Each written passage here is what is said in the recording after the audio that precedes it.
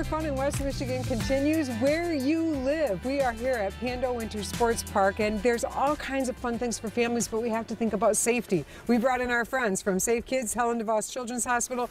What do we need to keep in mind? Oh man, there's so much to think about. First thing is really how you dress your kids when you go out. You want to take a look at the temperatures, make sure they're dressed appropriately. I brought along my daughter Allison, and she's dressed in tons of layers. Hi, Allison. One of the things that's really important to start with is thinking about a wicking layer. So she's got a moisture wicking shirt. She's got another moisture wicking shirt. She happened to wear both of them today. T-shirt, fleece, and then her jacket. So don't put on a gigantic sweater and a coat. No, absolutely not. Those thinner layers, they really pull the moisture away, especially the wicking one. Here at Pando, when she's running up and down the hill, she's going to get warm. So it's nice to pull the moisture away from her body. That way she can keep the heat inside. If she gets overheated, she can unzip, let a little heat out. One of the things to think about too while you're up and down is to stay hydrated. Yes. Oftentimes we're losing a lot of the heat out of our body because we're working so hard, but make sure you take some breaks. Get some water, hot chocolate, keep your body hydrated. Another thing when we're talking about safety, especially at places like this, when we're sledding, skiing, tubing, whatever it may be, wearing a helmet. Our winter sports helmets really come into play. You're coming in more and more recommending this, aren't you? Absolutely, absolutely. We know that a lot of the kids that come into the hospital come in with a head injury, and we want to make sure that we can reduce the amount of head injury. So Caleb, come on over here a minute. It's even okay for Caleb to keep his mask on when he puts this on, so that can keep his body warm.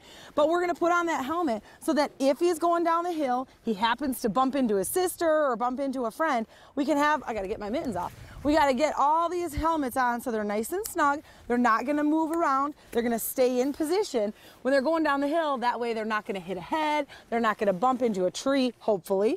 And if they do, there's going to be some protection that's offered. So you're thinking if we're going snowboarding, sledding, ice skating, hockey, always put the helmet on. Everything, yeah. Cross-country skiing, you don't need to. But, you know, downhill, it is important because we want to protect that brain.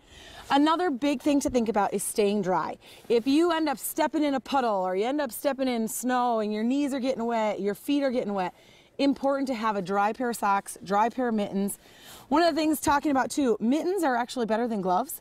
Right now, I have my hand in a little ball because my hand is a little chilly. I'm warming my fingers. If you're putting gloves on your hand, you're actually separating the amount of heat that can transfer from finger to finger. So sticking them in a mitten is a lot better. It keeps your hands warmer going. What about doing like the liner? Because I've seen that where you'll put a glove on, then you put the mitten over it. Are we defeating the purpose? No, sometimes it kind of depends on how thin they are, how thick they are. But I think checking in with your kids while they're out and about is making sure that they're safe, that they're warm. You know, little kids don't often communicate how cold they are. Exactly. So how do we know? You know, having a little break in the middle of action, pulling them in, enticing them with hot chocolate. My kids are easily enticed by that.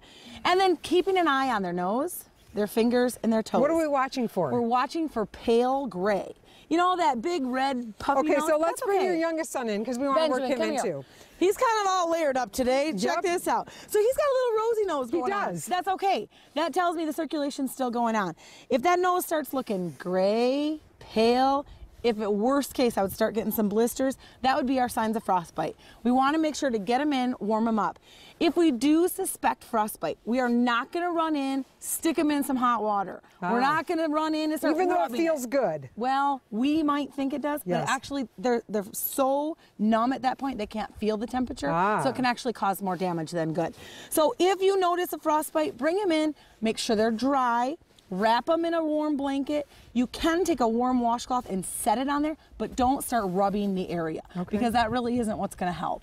So. These are things I need to know. Absolutely. And always have fun. You know, safety doesn't mean you're not going to have a good time. So have fun with your family and be really nice and safe. I love it. You guys ready to do some tubing? Yeah!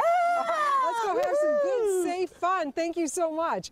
Our friends in Holland recently held an amazing ice sculpting festival. Check it out.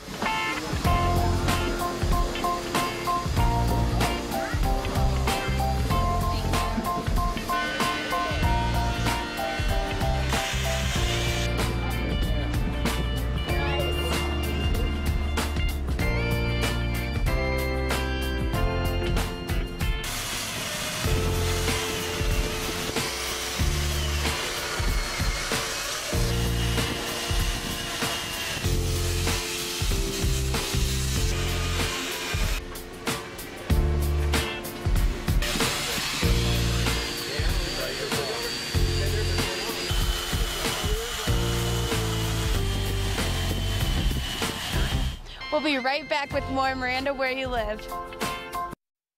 Meijer is proud to be a part of Where You Live.